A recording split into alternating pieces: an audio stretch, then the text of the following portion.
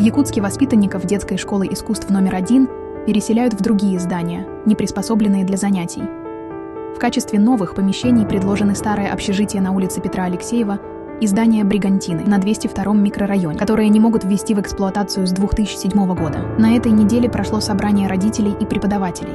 Зал был переполнен. Десятки людей пришли на встречу с мэром Евгением Григорьевым. Родители выразили опасения по поводу надежности Бригантины, а общественники отметили, что ее помещение не подходит для занятий музыкой. На текущий момент нет здания, которое может заменить полноценно это.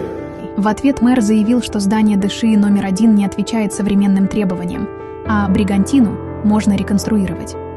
Он также опроверг слухи о приоритетном отношении к патриотическому движению «Первые», заявив, что ни у одного ребенка нет какого-либо приоритета. Однако само здание школы искусств планирует передать именно движению «Первых», который активно продвигается государством. На собрании не было представителей правительства республики, ни главы Айсена Николаева, ни вице-премьера Ольги Балабкиной, ни представителей министерств. В итоге мэр предложил через неделю провести встречу с теми, кто принимал решение о переселении.